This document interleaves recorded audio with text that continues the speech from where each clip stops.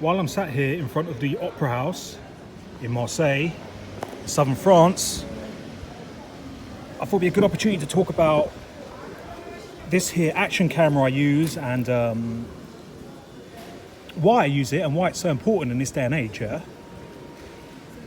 Firstly, I have to thank the patrons that helped me buy this. This cost me about 250 quid, and these are really hard to come by in the UK now because they're quite an old model. I don't think Sony sells them here over in the UK, and I don't think they even make them anymore, so really hard to come by. But yeah, action cameras are my preferred way of filming. I mean, the main thing is they have a wide angle lens, okay?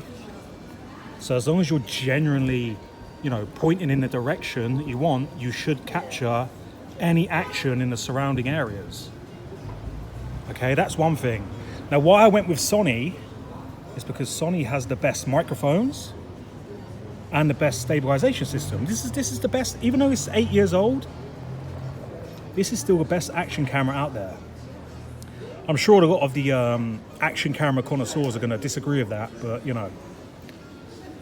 hey.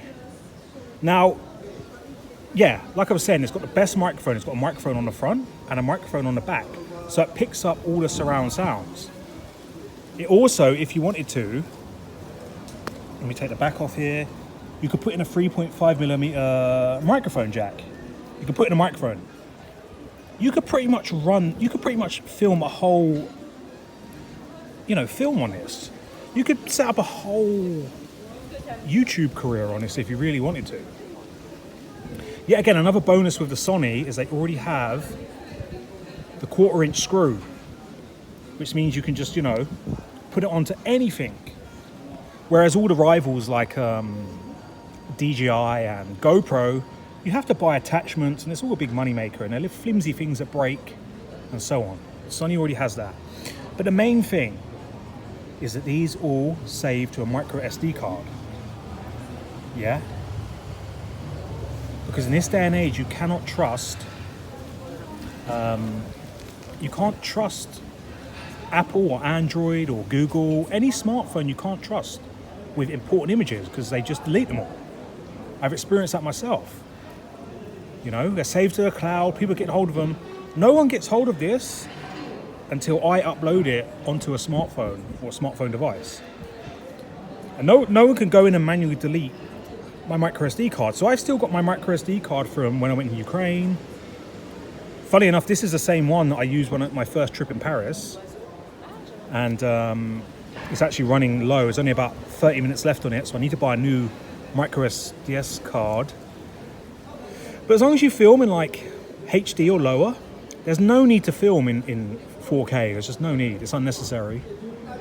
As long as you film in 1080p, you get around 17 hours of filming on a micro SD card. That's pretty good, and it's worth it, man. So yeah, once again, I need to thank the patrons that helped me get this. Really hard to find, and funny enough, synchronicity is that I saw it online literally 2 days before I took my first trip to France. I took it as a sign that I should go to France, and yeah, man, this is definitely worth having. In my opinion, you need to start using old tech, the oldest tech you can use, because you just can't trust the newer stuff. Yeah, you cannot trust the newer photography because a lot of it as well adds in the AI, and the AI automatically starts editing pictures already. And that's no good. You want the most genuine pictures you can get.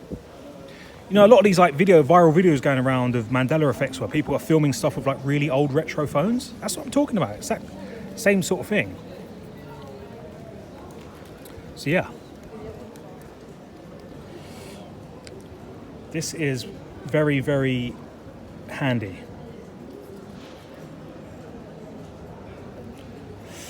Fits on a tripod, like so. You can just hold like that. Set up any way you want. All you got to do is Press to start filming, press to stop filming. Haven't got to unlock it. Haven't got to scramble to get it out, you know, put your pin in like you would a phone and then hold it sideways or whatever. So yeah, man. If you want to do this kind of thing, if you're into citizen journalism, it's definitely, in my opinion, worth having one of these. You know, I'd recommend buying one of these and a kind of, you know, a moderately good smartphone with a good camera, as opposed to spending like 800 quid on like the newest iPhone 13, which can't be trusted.